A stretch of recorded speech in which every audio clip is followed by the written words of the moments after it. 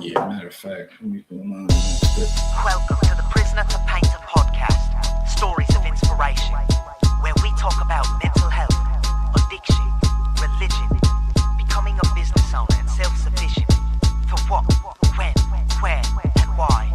Join us and we can be your local hope dealer. Inspiration and dedication. I came a long way from sleeping in them pages. I got my life back. I feel amazing. Life's a book, don't get stuck on sad pages. Rainy days with no money. Hard work leads to days that are sunny.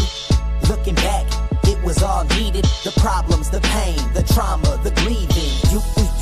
You are now tuned in to the Prisoner to Painter. Prisoner to Painter. Hard work, dedication. Rainy days, inspiration. Prisoner to Painter. And now, a word from your local hope dealer. The manager probably want to make sure it's legit anyways, but awesome. Welcome to the Prisoner2Painter Podcast. I'm Nathan McDermott, and today joining us is Sheldon Dottery. Yeah. Thank you for coming on, man. Absolutely. Dude, I really appreciate it. I don't know a lot about you, but I stumbled across you doing one of Hakeem's things, or you're going to Hakeem's event next week, and awesome, dude. I'll have a table set up. I'll be like, talking about my book and stuff like that, and selling a couple. I have bring a couple copies to sell, and then the rest, if I run out of those copies, Cash App, and Amazon. Yeah, I'll put the Amazon link up and have everybody buy it. Stuff like that. Heck yeah, dude. Well, no, that's just incredible, man. I mean, if you want to start anything, you just got to start. So it's like, so writing a book, you just started is what it sounds like. So yes and no. Starting the book was interesting because I actually started the book in 2017, and I was moving and I stumbled across an old box because the book was originally a one-page script for class at JCC. Okay. And so I found it and I was like, So I started just adding to it a little bit, and it was just cheaper than therapy. And as the years went on, it just started. I was like, "Oh wow, this is turning into something." So I just kept going, procrastinated, kept going, stopped, and we finally released it. So good stuff, dude. Yeah. Well, here, man, we started in childhood, and then we worked to where you are now. I think childhood kind of sums up. I think it teaches stuff about you that people might not know about you now. Like they know Sheldon the author, or Sheldon, whatever they know you for, they might not know about your childhood and why you are the way you are. So that's why we start like that. So, my first question is, what is your earliest memory of growing up in Ann Arbor? Truthfully, my favorite memory is just being in studios with my dad. Honestly, he would, because my dad's a musician. Okay. My dad's side of the family is all musicians and stuff like that, and so straight from school, he'll pick us up and then we're right to the studio or right at a rehearsal and stuff like that. Just being around different sounds, and he introduced that to me. I started venturing off in different little music projects as a third grader, fifth grader type thing. So that's my favorite memory. Awesome. Well, man, so it sounds like creativity runs in your blood then. Yeah. Awesome. Yeah. Right on, dude. Good stuff, man. How would you describe the atmosphere of your household growing up? Entertaining. Okay. Very entertaining. Very very wild. Like my dad, mom and dad, they both worked, and there were times where my dad would be laid off from his factory job. They would whatever would happen, and all the workers would be off for a little bit of time. And sometimes me and my brothers would come home and the house is turned upside down, and we gotta jump into laser tag in the house, or just we go outside. It was just, my dad was like a kid. He just had so many different things we were doing. My mom was fun too. I'm not gonna just credit my mom, but we had one TV in the house, and we all hated asking mom to watch TV because Dragon Ball Z came on at 5 o'clock, but she wanted to watch the news. But it was just all over the place. But it was all great things growing up though. Dude, that's awesome. What did mom do for work? Everything. Anything that involved what I remember, anything that involved U of M hospital. Okay. She did a lot of different. I can't even name all my mom's job, but she's well known at the U of M hospital. I know she worked at Mott's for a while. Cool. For nearly 20 years, but my mom did a lot. but it is always in like the healthcare field. Awesome. For sure. Dude, that's like a legacy's kind of big with me. So like a legacy of having kids, but like a legacy of having your name known at a place like that's pretty cool too. Yeah, like, that's awesome. Yeah, for a while when I would go up there and see her, like when I was finally able to drive and stuff, I would go see her and go, "Oh, we know who you are." I'm like, I don't know if that's a good thing. Yeah, you're a freaking damn celebrity up there. Yeah, I'm just like, my mom's kind of scary, so I'm like, I don't know. Is she yelling at y'all too? Like, I don't know what's going on.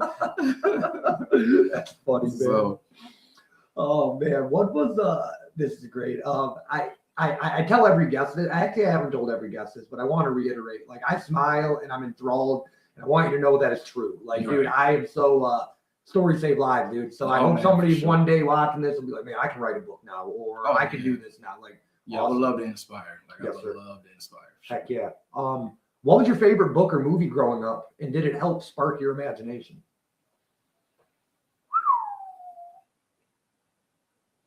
Favorite book?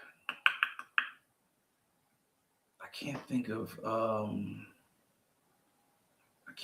favorite book. I read like I was all over the place with books. Like I was really into like Animorphs and R.L. Stein stuff, and I guess for me it was like I was very interested in like comic books and stuff. Like I read all DC, Marvel. Right. So when I watched the movie, I'm very critical, and I'm like, okay, but that wasn't right. Yeah, I'm like, this is wrong. But I guess for me, like anything that just tells a good story. I don't really have a favorite book because I was really invested.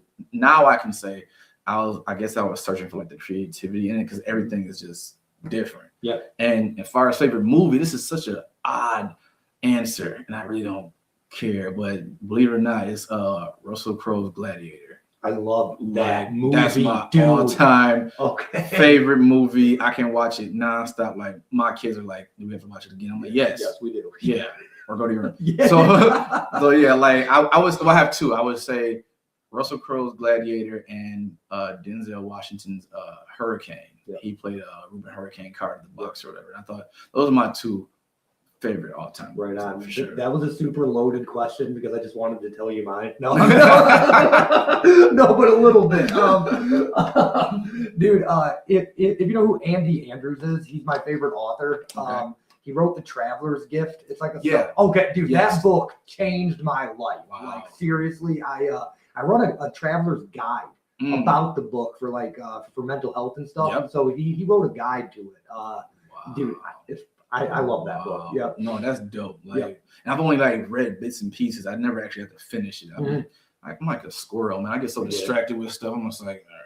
The only reason I ever finished anything is because it's Audible. So I'm like, when I was painting cars, it was like you're in the booth 8 hours a day. I'm like, okay, the same song on repeat for 30 times. I'm like, I gotta change this. Yeah. I gotta educate myself or something, man. No, that's great. And then dude, and then Denzel watched it, period. It's like if he's in it, I'm watching it. Yeah, that's how I feel too. Yeah.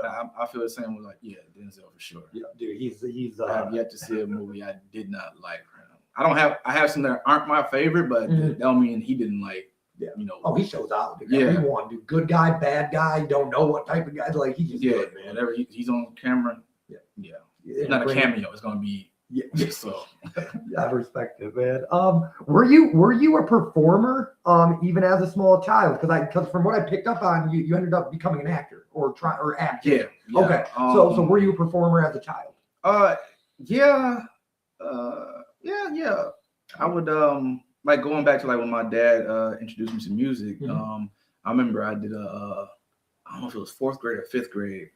I remember I did a project. Our teacher let us, I don't know why, but she let us do a project about, I forget, like a story or something to do with our life. And my dad had a boom box and you could record on it. We had a cassette tape, and my dad made like a little beat on, like he had a little beat machine, and we recorded on that thing for like hours. And like I turned it in, and like everybody, like I was like I was young, like everybody was asking me for like the tape and everything. I was like, oh, big head. I was like, yeah, I'll work on something for you.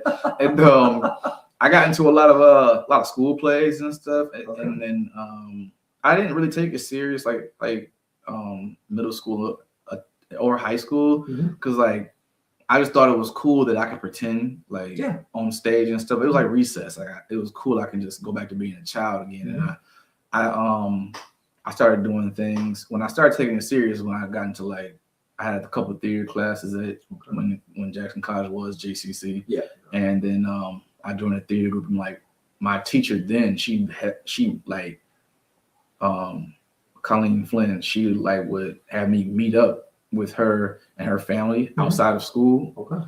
And we would do like acting drills and acting like activities and stuff like that. And Cool. like she whenever she had something come up, she would call me like, "You're not auditioning, I want you in it." And I'm Heck like, yeah.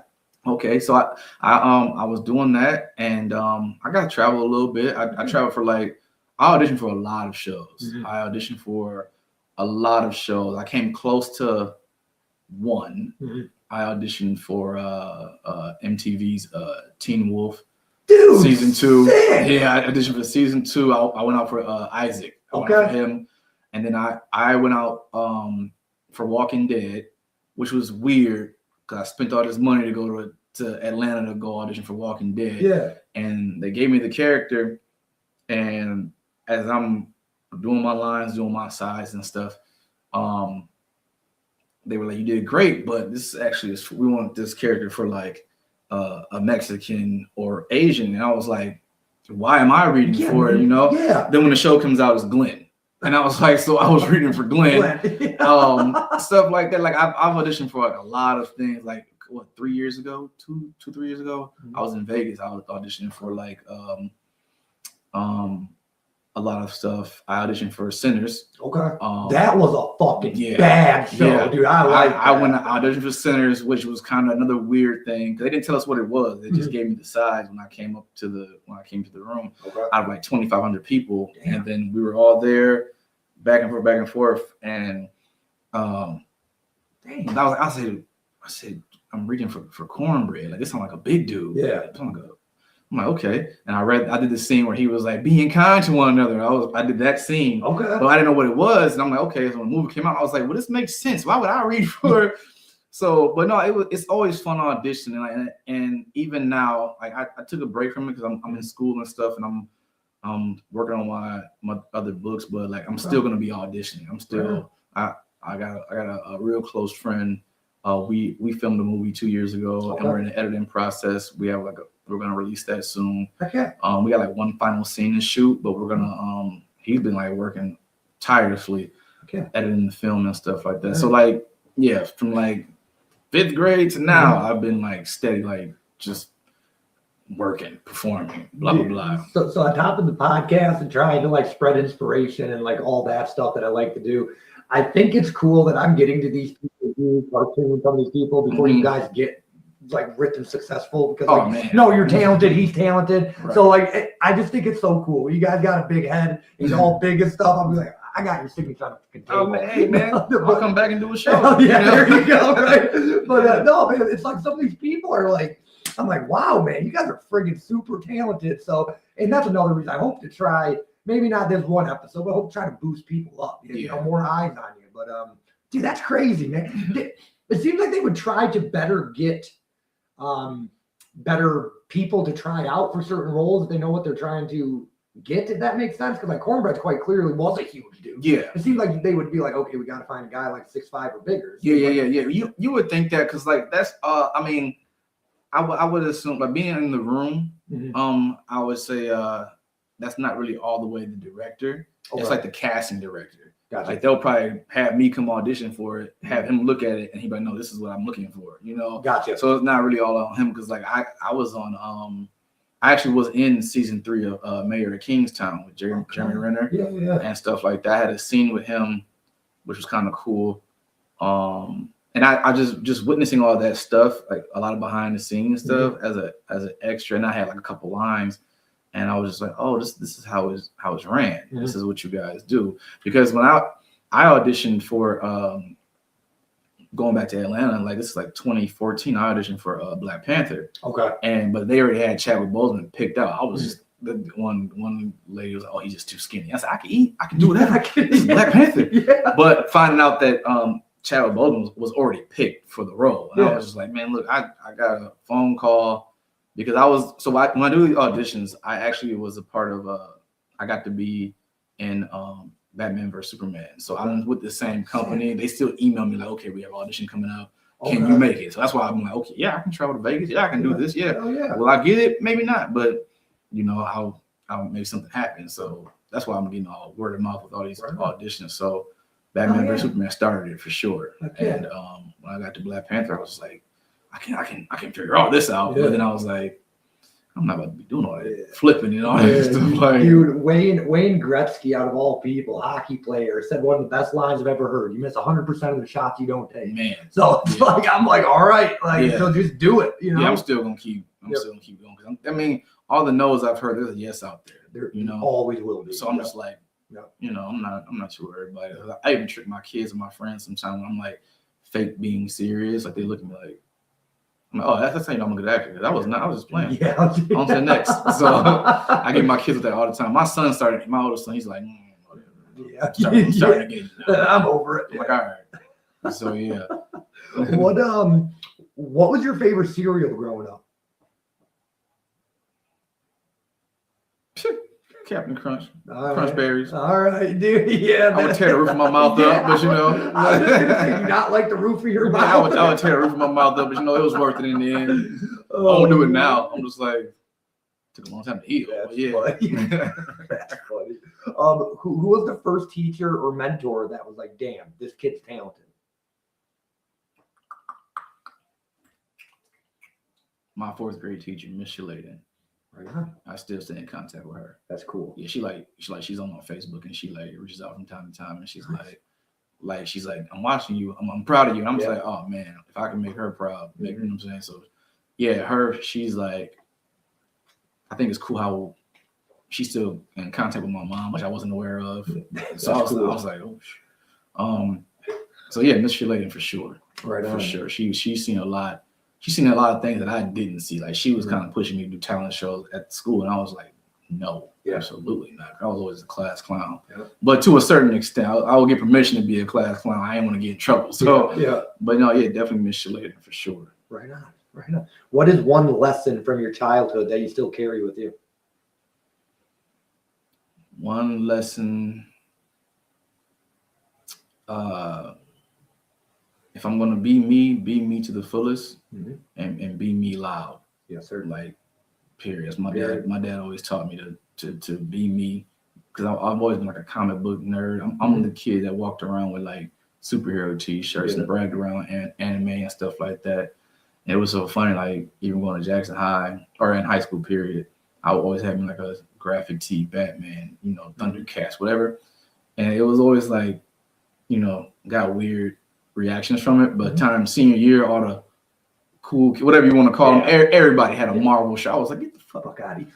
I've been doing this for 8 years. I'm still doing it. Like I'm still in Matrix right now. So yeah, my dad always like encouraged us, I should say, my brothers too, like if we're gonna be us, be it 100% and be you loudly. So, and my friend, I have a close friend who reminds me of that every day. Right on. Like, so good stuff. Definitely that. Good stuff, man.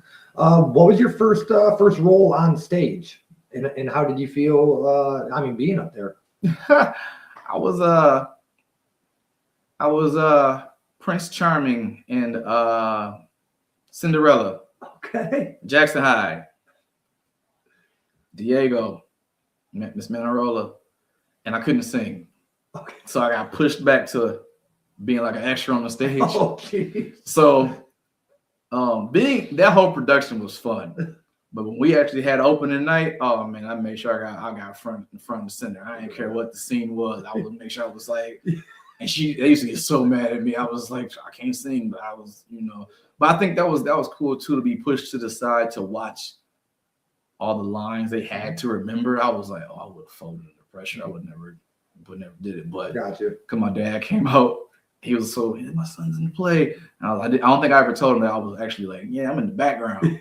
So he sat through that whole play like, like he was so. I would make sure I got in front of the stage. So yeah, that was. But being, like I said, being on there made me want to do it more. Mm-hmm. Like after that play, I went out for Breakfast Club that they shot. I went out for other things that Jackson High did. So right on, dude. So.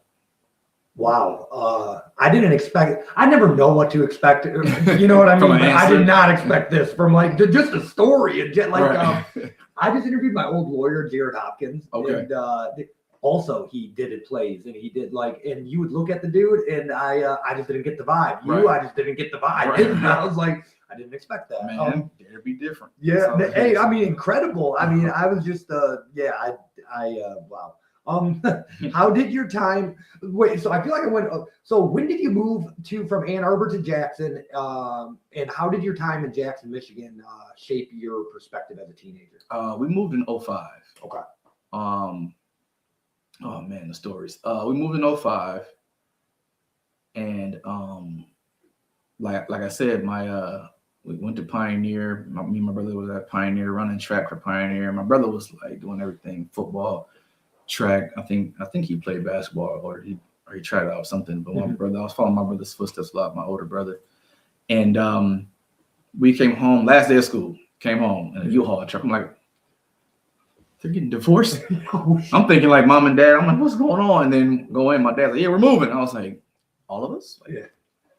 Finally, we moved to Jackson. I'm like, what the fuck? I never heard of it. So moved to Jackson. Went to Jackson High. And truthfully, I was mad at my dad when we moved.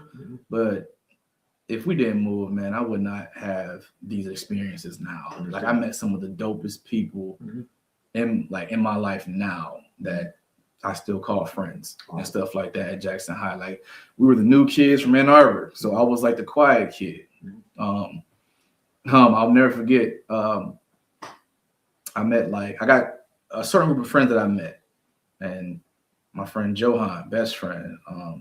My friend Tyrell, best friend. Me and James Elsie, Greg Eubanks, and then my real closest homie is Patrick Rogers. I was a quiet kid. I wasn't really quiet. I was more so, I'm the type of person, if I go into a room and I don't know anybody, I just sit there. I'm just like studying the room, studying the atmosphere. I don't know. But that went on for like months. And I'll never forget, we was walking to the track field because Jim was outside and stuff like that. And Pat looked at me. I'm 15, he's 17. Pat looked at me and was like, hey man, why don't you speak? And I just looked at him like, I was mad. And I never would have thought that little interaction right there would flourish into what me and him have now. Like we talk every single day. Right. Like his kids look at me as uncle, my kids look at him as uncle. Like we push each other, and it's just like I have so like all my friends. I like that my friend Johan I mentioned, he actually passed away. But his time here with us was like I've had nothing but the funniest stories and the greatest memories, because when I got in trouble, it was all his fault. Me, him, and Tyrell, the three of us, it was just a bad mixture, the misfits. We were just doing too much. So like, yeah, I think moving to Jackson was one of the best moves.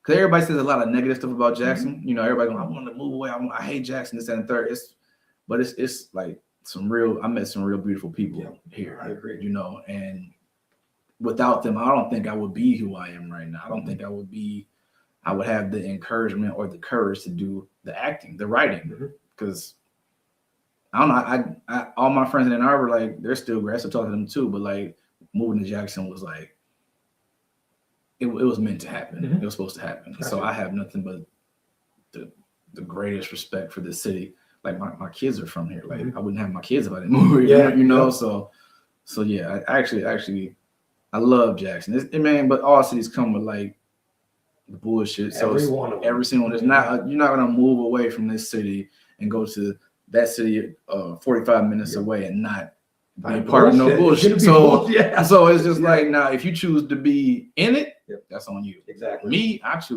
over here. I don't want to be a part of it. So yeah, I was mad at first, but I love that my pops moved us out here, honestly. Dude, how was the culture shock though? Because like I work in Ann Arbor and I live here, and it's just two different places. Oh, like, it almost feels like two different worlds, realistically. But it is, because Ann Arbor, and this is like you can see the diversity in Ann Arbor, you know. And everybody was cool, but I like in Ann Arbor, all of my friends were of different races. Every single one. Mm-hmm. Like Ann Arbor, you get every single race: black, white, Mexican, Arabic, Asian. You know, it was. Yep. But that's what it is. Yep. Then I moved to Jackson, and I was like, oh man, it's black, white, and just Mexican. Yeah. Like we're all through here. Like, so it was just a different atmosphere for sure. Mm-hmm. Nothing like negative about it, but it was just like I'm used to all walks of life. Yep. And then I come here and I was like, oh, this is what it is. Mm-hmm. You know? Yep. So yeah, it was a whole culture shock. I was like, oh, yeah. All right, let me let me get in. We'll do it where I fit in. So man, awesome. What was the most challenging part about being a young artist in a small city? Getting people to one listen, Mm-hmm. getting people to actually respect what I do, because like acting is always gonna be everything to me, but I do music as well. Mm-hmm. And it was just getting people to listen, really, because nobody took me serious. Yeah. And I didn't even know what I was doing. I was just and I was with, once again, my friend Pat. Like I was with him in the studio a couple of times, and his talent is like it was ahead of his time. Mm-hmm. And so I'm learning from him. My cousin would have me in the studio. My dad's, we would still do stuff. Okay. And I had no idea what my lane was. Mm-hmm. I had no idea what I was doing. I was just rapping. I tried to sing. That was awful. That was awful. So I was like, let me try to rap. Mm-hmm. And I would do I love it. oh man, I'll never forget. I thought for sure that I was gonna just kick Chris Brown off the throne when I was 15. He's 16, I'm 15. I'm like, yeah, I can do this. And I started singing. I was like, oh man, I sound like that. Oh shit, I can't do it. Do we gotta buy auto-tune? Oh, okay. Let me just okay. So I started rapping and stuff, and then I really I was trying to figure out my lane with it. And I think it's cool now. Like my dad would like come to, like, we had a studio like in his office at the house. Oh. So I would record in his studio and stuff. My dad would walk in, like, oh, he'll listen to the song. He'd be like, oh, okay. Delete the song and be like, all right, write better. I'm just like, what? So I would sit there, try to figure out the song and stuff like that. He would have me do so many things, but I didn't know, like, I was like, man, he don't know what he's talking about. But he was shaping me for that. Yeah. And then, like, as time went on, Pat was a big mentor too. My brother would like take me to the studio a lot, and I remember me and Pat was in the studio. He was listening to my stuff, and he was like, "Yeah, I'm not rapping on that. You have a lane, you have a certain style, but you have to find it." Mm-hmm. And that, like, listen, just those two things, I really figured out what my pocket was. Mm-hmm. And I don't really classify, like, everybody's like, it's hip hop, it's rap, it's this, it's that. I just classify it as like vibe music, because when I started writing period, I want my music to basically take you somewhere. Like, say you have a fucked up day at work. Mm-hmm. It's just a bad day. It's awful. You literally put on one of my songs and it's just like, you're not even thinking about it. So that's what I started working on. Mm-hmm. I got a lot of records where it's like really like catchy, and my beats, everything's different. Everything sounds different. Like I have, it's just like the sound I finally found what I wanted to do. Awesome. And so, like, the stories I want to tell, like, mm-hmm. I use like life experience for my music mm-hmm. and stuff like that. So, but now, back then, couldn't get nobody listen. Now I'm like, hey, I've been requested to do shows. Nice. I would do monthly shows at Club Blue in Detroit. Okay. And I would get paid to do that. I did this one thing called the Showcase Tour. They go around city to city, state to state, and do stuff. I think I've heard of them, actually. Yeah, they got one coming up. They just text me like, you want to come to Chicago July 15th? I'm like, no. Because at first it was cool because it's like a $50,000 grand prize. Okay. Right. And first, second, third place. So I did the show. This was like 2017, 2018. Mm-hmm. And my music, I feel like my music is real catchy. And so you got to put down a payment. Mhm. They send you the tickets. Yep. You sell the tickets, and if you sell whatever you sell, you got to pay at the door. Like, this is what I sold, whatever, cool. But if I sell all my tickets, and I keep the money. Okay. So that was cool. And a lot of friends bought tickets and stuff. And then got to the show. It was like 45 artists in this little club. Dang. And they were killing it. And I was like, man, I'm not about to win anything. But I got on there, I did my set. Because I had like a 7-minute set. Okay. So I combined 10 songs in 7 minutes. Like, I would do like just the first verse and the hook next song. First, and I would just like go back and forth. And then so me and some friends were just sitting there. I was like, man, this is cool. I'm ready to go home. Like, it's late. Yeah. And then they announced all the winners and stuff, and I got 3rd place. Nice. And I was like, oh, okay. So now it's a cool experience, but for me, it's just not worth the money because like my mindset is my kids gotta eat. Yeah. Period. Yep. So if I'm not gonna go in there and if I'm about to blow all this money with a chance of 50,000 or a chance of whatever, or I just walk away with empty-handed. Yeah, nothing. Yeah. It's not worth it to me. And they do great. They do something you can travel with them and stuff like that, but it's not worth me. I'm not going to pay money for a show to do in LA, and I don't know anybody in LA. Yep. And I'm going to pay for people in Chicago. I know a lot of people in Chicago, but they have like stuff in Chicago, St. Louis, and blah, blah, blah. Dallas, and it's cool. But me being a part of it already, and I was like, I'm not wanting to spend the money if I'm not getting anything out of it. No, I get it. So dude, 100%. I would do it again, but it's just not worth it. Well, dude, it's like choosing opportunity. You're taking good opportunity. I get it, dude. Like I totally like. There's been some circumstances I'm like, the opportunity is great, but the risk doesn't outweigh it. No. Or like the chance of it doesn't outweigh the amount of risk I'm taking. It just isn't worth it. And this is like pay bills and go do a show and maybe walk away with something. I don't like. I'm too grown for the maybes now. Like But I'm also all my creating is all therapeutic. It's I don't really.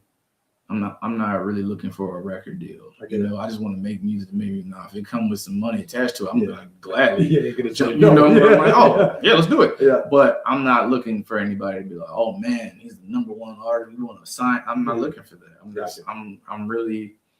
I had my time to do that. Now it's just like I really want to make music for me, tell my stories the way I want to, and just it's all fun for me, honestly. So. That's what I've said about this. No matter what I'm doing here, it helps me. So I said, as long as it's helping one person, well, I'm the one person. It's helping the guests too, man. Yeah, well, exactly. So no matter what, we're helping 2 people every episode. So every it's like, as long as that works, then I'll keep doing it. Right, 100%. Exactly. I don't think that's right. I wrote it, but did you write a script? Did you write a script that would be a part of a vampire story? The Vampire Story was a script first. Okay. It was so Colleen, my theater teacher, so we had no idea, students, we're in just a theater class. We would have fun doing our theater workouts and our workshops and stuff. And then she was like, okay, for your final grade, we're hosting, it was called One Acts. And I was like, okay, we're going to from her class. No, she invited the city of Jackson to come to the Potter Center. Okay. And we would do our shows there. We would do them in like this, it was part of the Potter Center. I forget the name. It was a smaller theater next to the Potter Center. I'm sorry. And it was like say this table to the vent was the stage. Got you. And everybody else, it was like seats all around it. So as I said, if I come to stage like this, everybody here. Yeah. And I was like, oh my God, this is some bullshit. Yeah. I'm like, okay. And we all had to write our own scripts. And Colleen let us do, because I learned improv from Jack Nicholson. Okay. If you rewatch Batman with Michael Keaton, his Joker, none of it was scripted. Okay.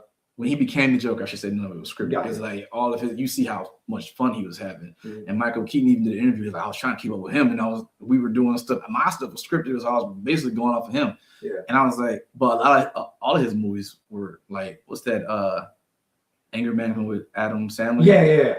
That was just Jack Nicholson just being him. Jack Nicholson. He was just like goofing off. So Colleen let us do a lot of improv, Okay. a lot of stuff like that. Like we would write the scripts and then boom, whatever. But the vampire story, I was just like, well, why not? Let me just go off the deep end a little bit. Like let me just create a vampire, whatever. And I wrote the script, a 1-page script, and I gave it to Colleen. She said, "This is great. We can do all this stuff." I was like, "Man, absolutely, let's do it." At the time, we listen and we don't judge. At the time, I had like had a little S curl in my hair. My hair was all curly and stuff. And Colleen, she found these yellow contacts and things, and I was like, I don't even like eye drops. I don't want to put contacts in my eyes. Yeah. So we did it and stuff like that. I had like fangs in. Had my shirt like halfway open, and there were no characters. It was just like a monologue. Okay. That's what I wrote, and I was slowly walking. Like I would come in from like the shadow part. I'll never forget that. I walk in, I would deliver my lines, and the show was for 18 and up. Okay. We let that be known on the flyer. Yeah. I'm doing this little monologue. Eyes all golden and stuff like that. I'm looking like a vampire or whatever, like fake blood dripping down the side of my mouth. And I literally turned to my left, like trying to like scare the audience. And there's this little girl there, and she was bawling. I was like, scene. Yeah. Took all the stuff out. I was like, this is not real. But it was a script first. And like I was moving and I found it. And I was just writing and adding on to it and making it what it is. Because like I said, it had no characters, and I was just like messing with like being creative just keeps me busy, keeps my mind on point. Yes, sir. And so that's how Vampire Story became what it was. You know what I'm saying? There's some shit, man. I want to get through all of it, but we do an hour and a half. I'm like, right, man. I got time. I'm on your time. Yeah, I'm like trying to hit bullet point. Right. And this is the problem I have with everybody, because like, how do you get through somebody's story in an hour? Right. You don't. You just don't. And but then I've also come to the conclusion, just like Law and Order or any show on TV, they run it for an hour because normally people don't have the attention span longer than an hour. So it's like, but all that being said, what was your first job? Like right out of high school, and did you go to college right after high school? I worked at Taco Bell for like 3 days and got fired. Right. But then I worked at Sears. Okay. But I went to college right after high school, but I was working at Sears. Okay, showing your age. Yeah. Sears and Robux. I worked in the shoe department at Sears. That was a good time. Yeah. That's when the Reebok shape-ups came out, and I was selling to like all the old ladies. If we did commission, I would have made a killing.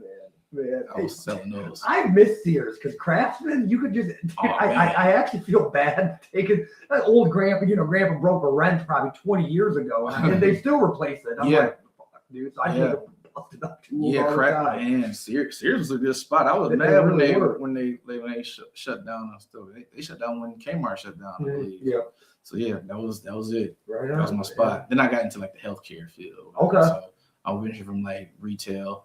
I didn't really like customer service. Yeah, I get it. And I started working with like dealing with residents who had like autism and stuff like that. Cool. And I feel like working in that field, it kind of shaped me to be a better father, like to learn, like have more patience. Oh yeah, because I was a young dad, so I was like, so those were like my main jobs and stuff like that. That's awesome, dude. My wife works at I don't know if I'm allowed to say the company, but she works in the mental health field. She's a peer support, but now she worked her way up to co-director of compliance. But nice. she works with people suffering from mental health disorders, not necessarily just autism. But, right, like the whole yeah. What was it? I was excited. What was your biggest failure that you've ever experienced? Biggest failure.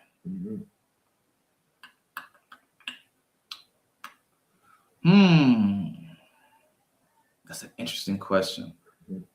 Biggest failure.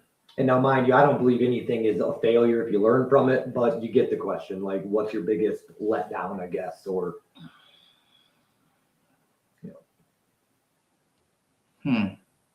I wouldn't. I don't know. I wouldn't say, like you said, let down. I wouldn't. I don't know if it's a failure. I would say I believe in like God's timing, but I wish I would have took school a little more serious. Yes, sir. When I had the chance coming straight out of high school.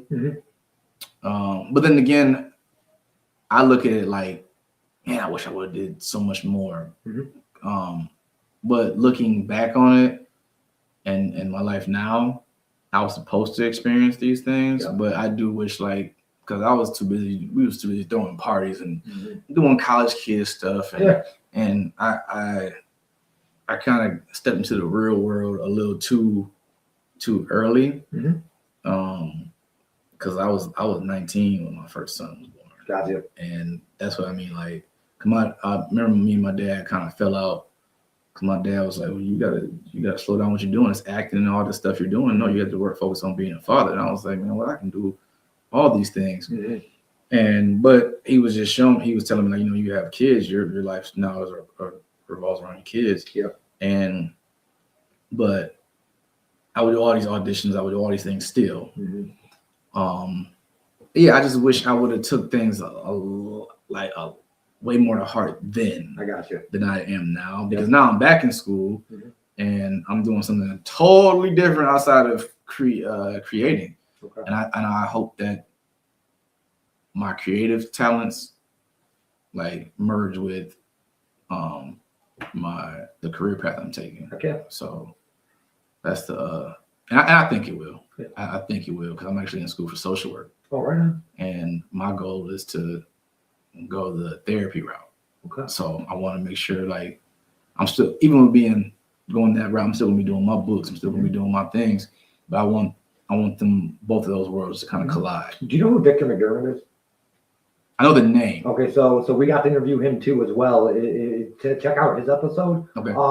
He does music therapy for like, and it's in Jackson. He I don't know. I mean, just talking what you were talking about. I mean, like, what you're thinking is like, not, he kind of did something like that. Like, he wants to help people and he wants his music to do it. So like he dude, it was a cool interview. It was a super cool interview.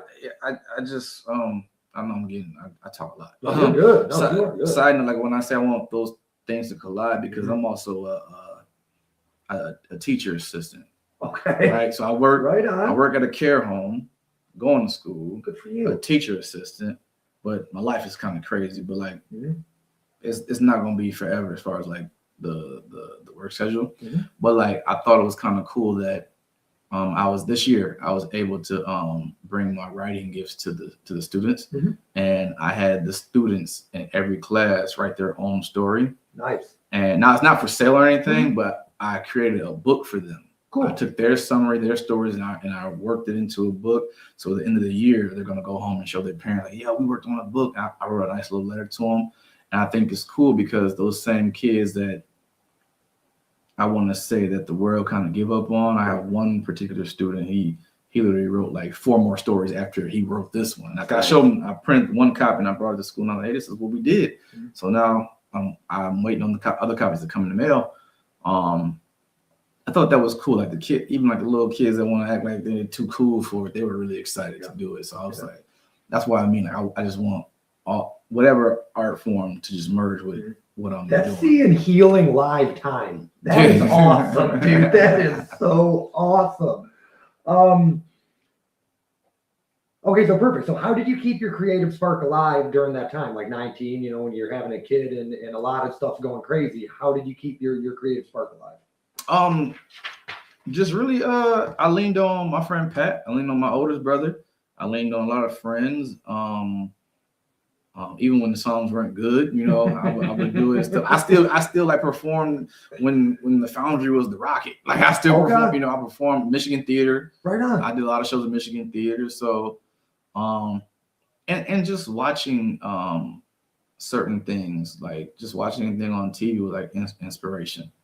So I would look at a Prince concert, you know, an Elton John concert, a Michael Jackson concert, I would look at all these things. I'm like, oh, man, I could do that. And I would actually not live it to that level, but I would go to Michigan Theater, and I thought it was cool. Like, I would get to some level of it.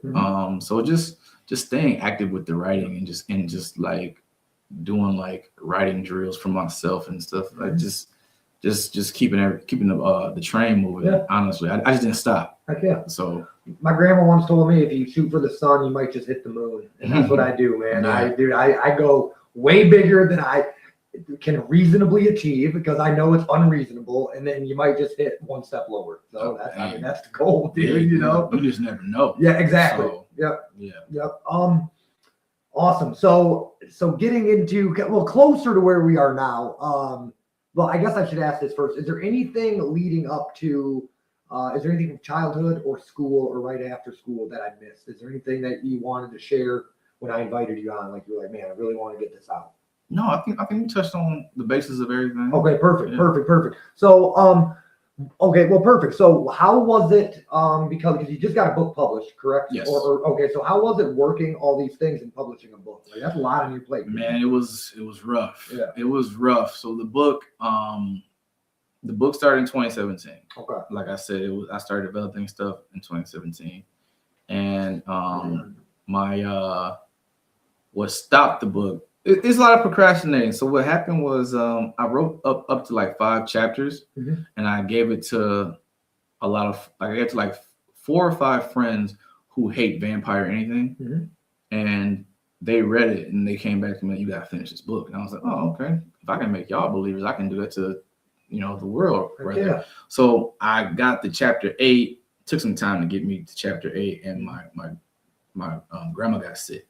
Okay. And I had her read the book and stuff, and me and her, like I'm in her room with her taking notes what she thought that I should do, because her and my dad love horror films, everything. And I was like, man, like leading up to the then like I'm gonna get back to that, but when she got sick and she ended up passing away. Sorry. And I appreciate it. And she's definitely one of my biggest spark.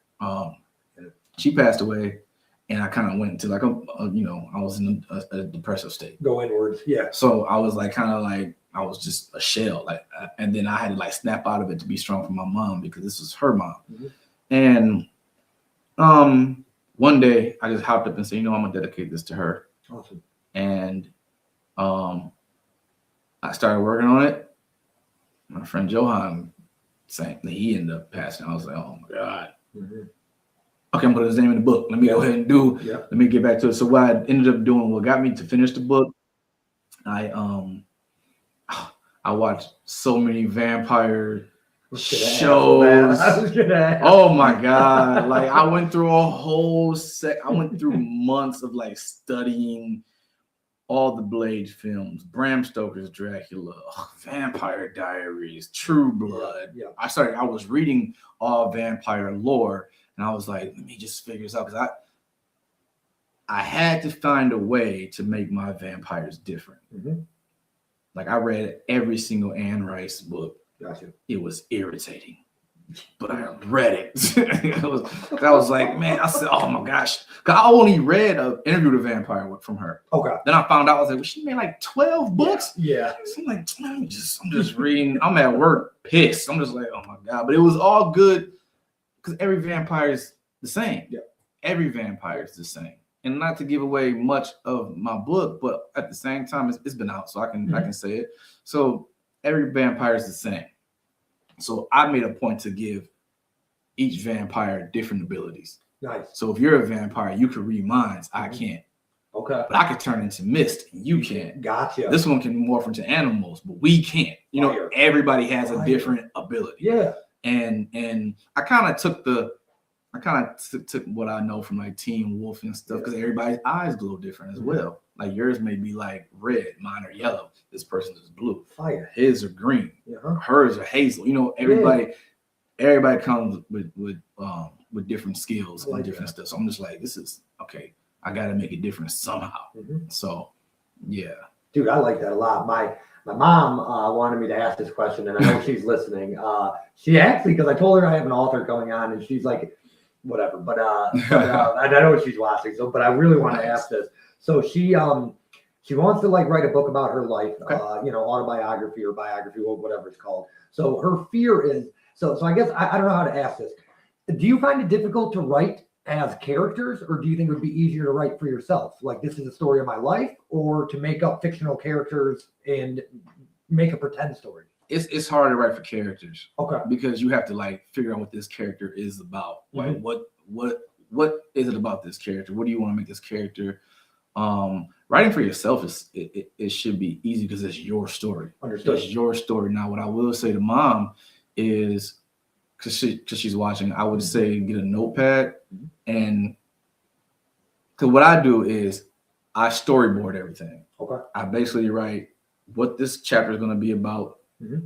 who's in this chapter, Right. what are my targets for this chapter, Mm-hmm. and then I'm such a weirdo. Like I come up with the title of like songs first, Mm-hmm. chapters first, Okay. then I go into And pull what's in. because Okay. then I'm like, okay, let me kind of feed off of the title, because that's just what I do. And then like, okay, when I write a song, I write the hook first. I don't even know why. That makes sense, I though, do. right? Like, Yeah, because you have to build off of it. I'm like, Yeah. I'm gonna do the chorus first, then I'll go back and write the verse. Mhm. My brother was like, why do you do that? I was like, man, 'cause I want to know.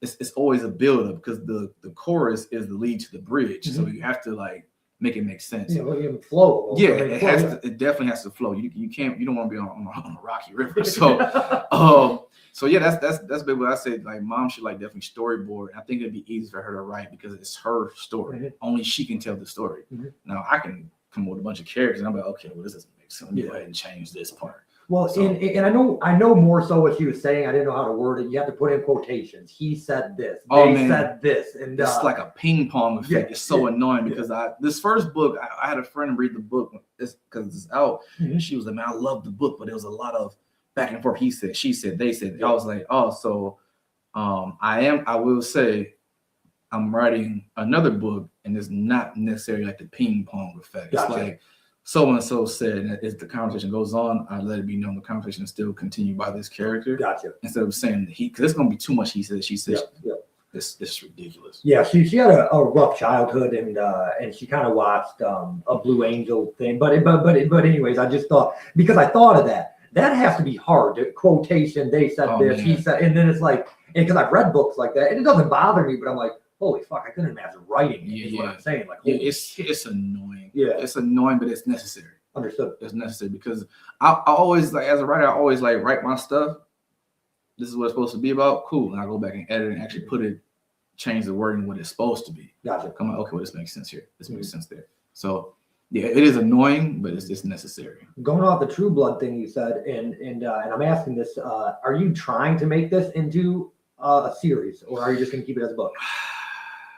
Unfortunately, it will be a series. No, that's great. I'm hoping to hear that. It will be a series Awesome. because it was supposed. I was just putting it out like, okay, let's see. Mhm. And then everybody's like, and then I purposely left it off a cliffhanger. Mhm. Like, the ending is definitely a cliffhanger. They were like, and I've been getting yelled at like for the past 2 years. Yeah. So part 2 is actually 95% complete. Awesome. And my goal is to release part 2 and on Halloween. That's the goal. That's sick. That's the goal. That's a sick idea. Because too. I definitely, I'm giving myself like doing the podcast today and doing the book event next weekend. These are my only 2 free moments. I'm going to finish the book by the end of this month or by the beginning of June. Cool. I want to spend like all of June like editing Mhm. before I like submit my manuscript and stuff Gotcha. like that. So yeah, part 2.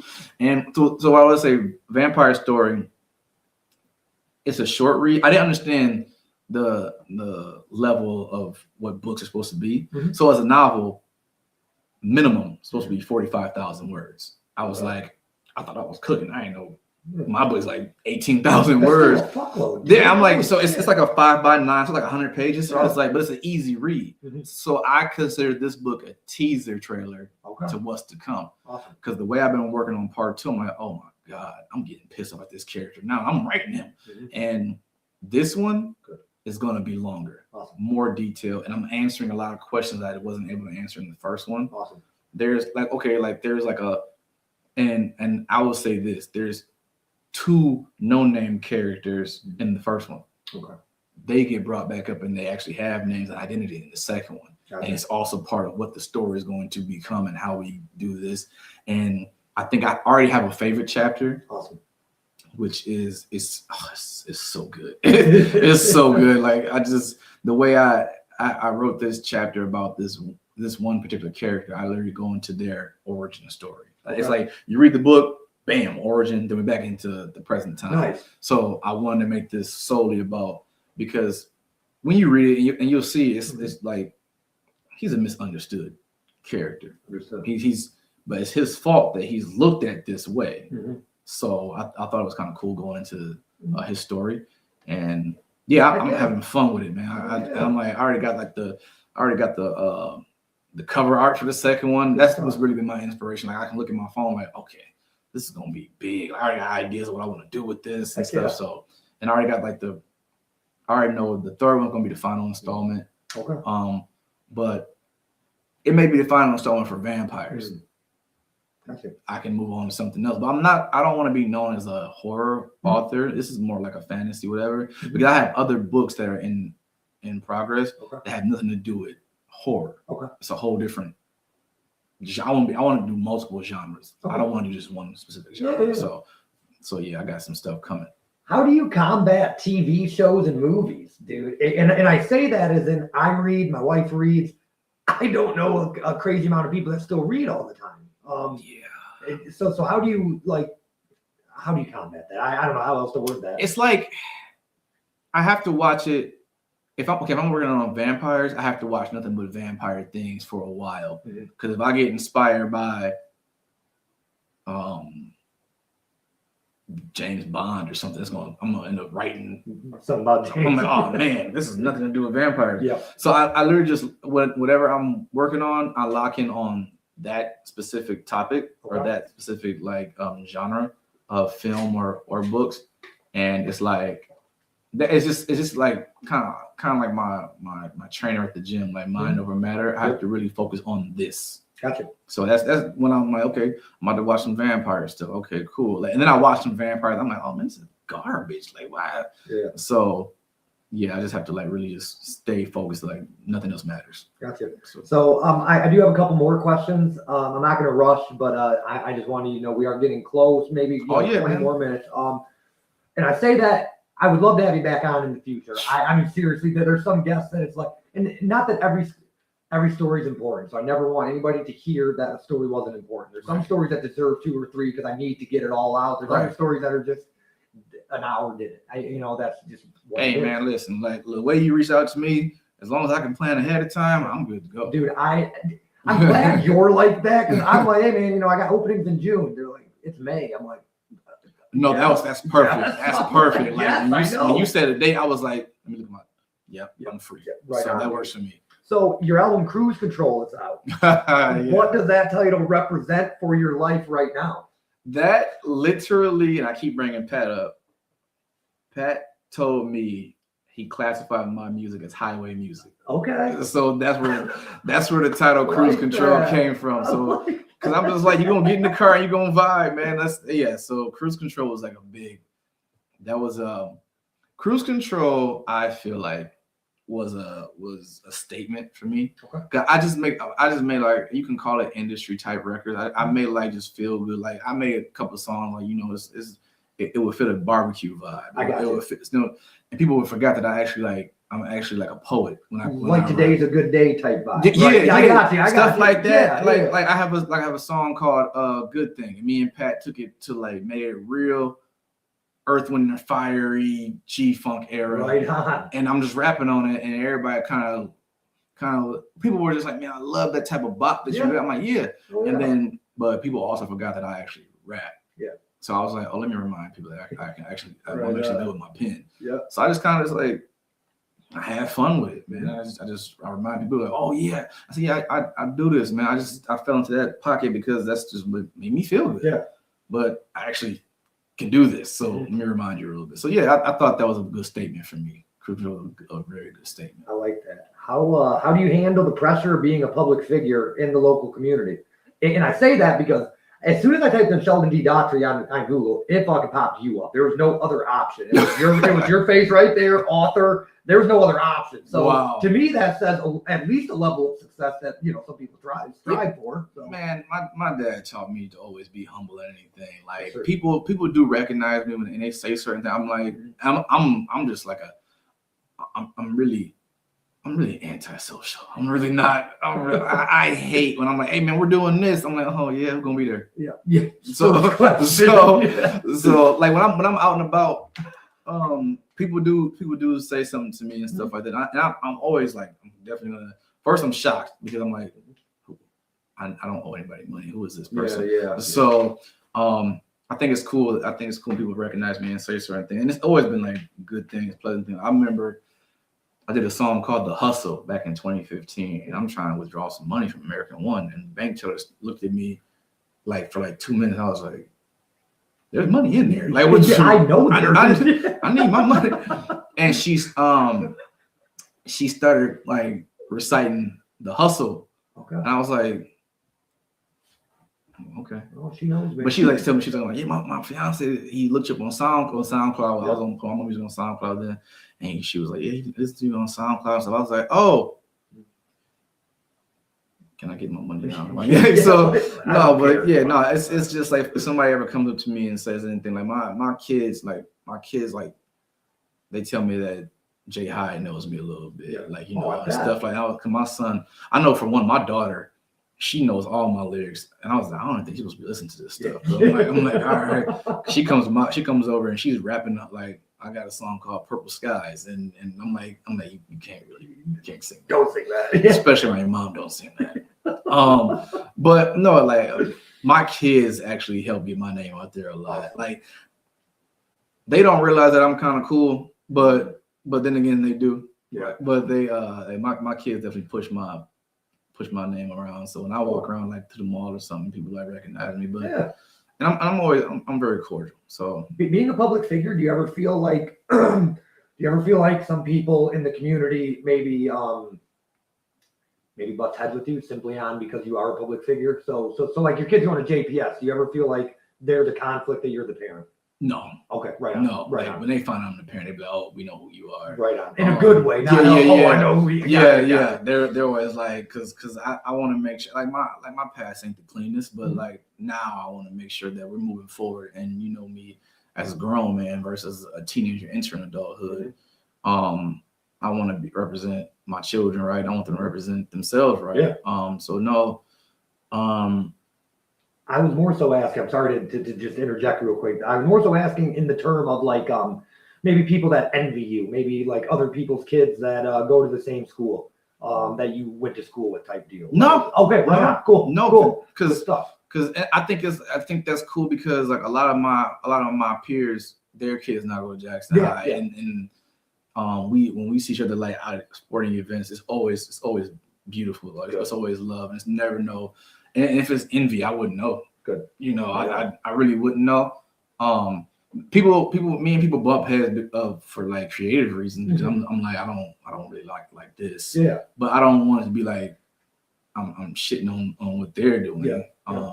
But no, it's always like very like everything's always well received for sure. I have found that to be the case when you hang around with the winners. It's never an issue. When you hang around with losers, it's normally when it's an issue. I've learned that you are who you hang out with. Yeah, no, for real. Because I choose not to compete with anybody. What I do is for me. I'm not doing it for this person. So if they happen to like it, hey, good, cool. Yeah, I'm doing something right. Yeah. So yeah. Got you, man. So dude, awesome. So looking back, because this is a different question. Okay, perfect.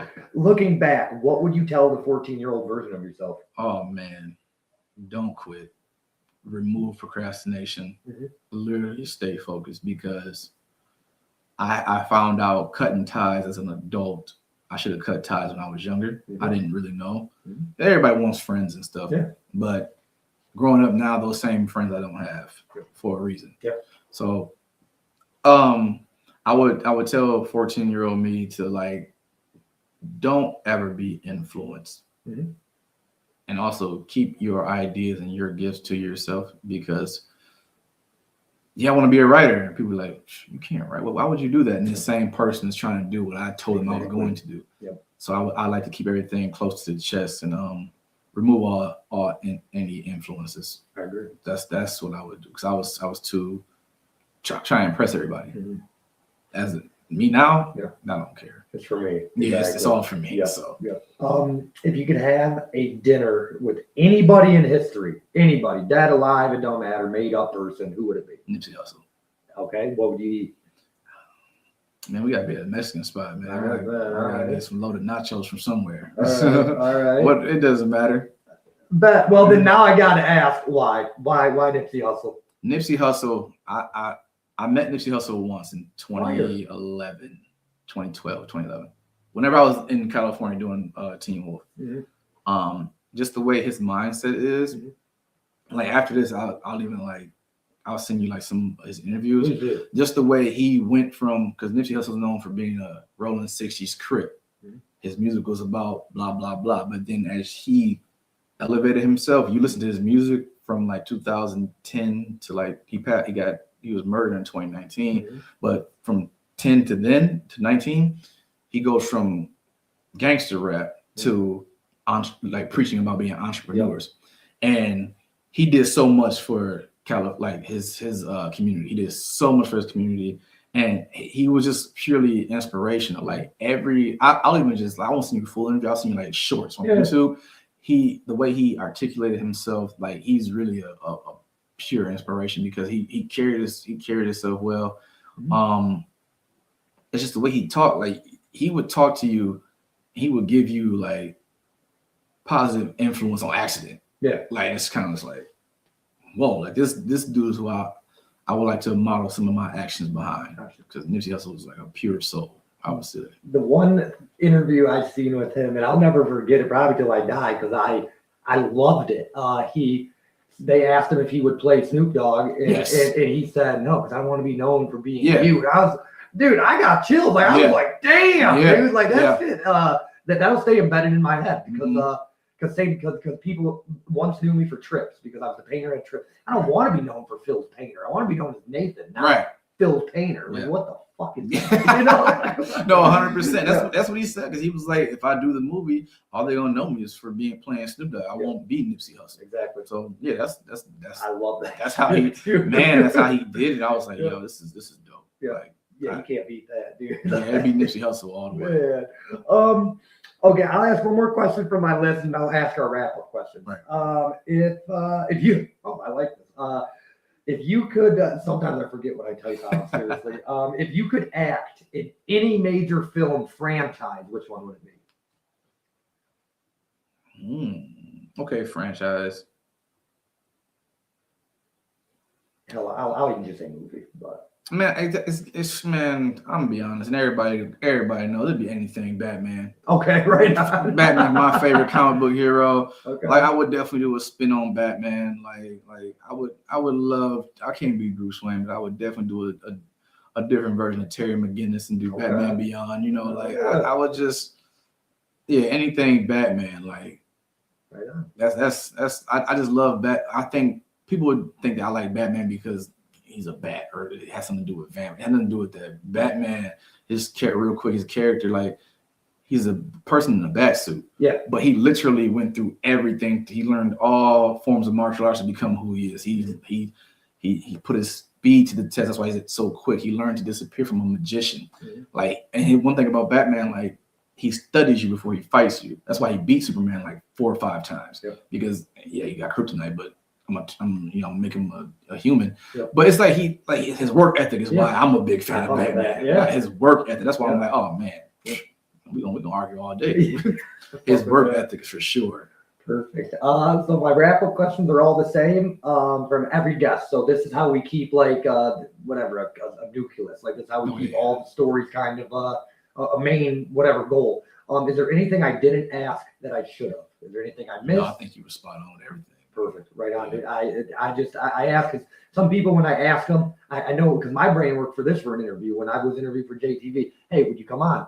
Instantly, I'm like, this is what I want to talk about. Like, you know what I mean? So I give this a chance if I didn't ask what the person wanted to talk about. So perfect. What is your definition of success? Well, for me, I want to do something whatever I'm like going to school for, what I'm doing with my life, I want to make sure the love and passion I have for all my creative stuff, I want to get paid for doing it, but I more so want to just love doing it. I'm not doing it for a paycheck. Yeah, it'll fund my bills and everything, but I want to make sure whatever I'm getting paid for, I'm in love with doing it. Yeah, that's how I move. That's why I'm doing all the books and other things. This is what I love to do. I want to get to a point where this actually brings me revenue, and I don't have to work 9 to 5s. But that's my success. I want to make sure I'm doing what I love to do and making a profit off of it, and also passing on generational wealth to my kids, grandkids, et cetera, et cetera. No, I think people would be naive to think that we don't want a paycheck for these for what we do. Like I really this is fun. Yes, I love it, but eventually, yes, I kind of would like a couple bucks. Yeah, for sure. Like this is definitely, I want to be number one on YouTube, Facebook. You know what I'm saying? Yeah, this is what I'm doing it for. It's not for fun, but it is my passion. So I think some people, same thing. Losers. I don't like using that word, but people that don't have the drive that we do, with, the chatter of what does Andy Andrews say? The idle chatter of monkeys. Pretty much it just whatever. They'll just keep yipping and yapping, and we'll just get the work done. So I'm good with that. Yeah. If you right now met younger you, and vice versa, younger you met you, would you get along with him, and would he get along with you? Oh no. No. Right. If I met him again, I'd probably find the belt, man. Like I was doing too much, man. I was annoying, man. Like I'm grown annoying now to a certain, like I can like poke with friends and like know where to land the plane. Back then I wasn't landing nothing. I was just going. So no, absolutely not. I don't even want to go back there. And then what would younger you think of you, man? You think he'd look up to you? You think he'd be enthralled? I think he wouldn't look up to me until he was about 16. Understood. Like I was 14, but like 16, he would look up to me like, oh, this is what I want to be. Because at first I was like, man, what are you doing? This is what I became. So no, Right on. Give me a couple years, I would look up to me. Incredible. And then my favorite question Katie came up with, and we've had a couple of the same, but I think it's really unique. What is one word to sum up your whole journey?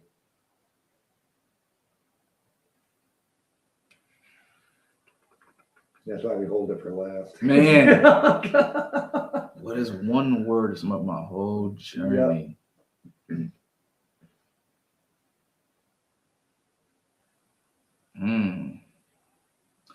No, that's interesting. What is one word to sum up my whole journey? I would say drive. Right on. I would say drive.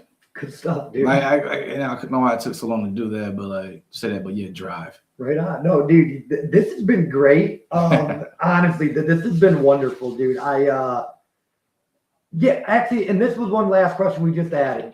What does legacy mean to you? And then we'll cut the camera. Legacy? Yeah.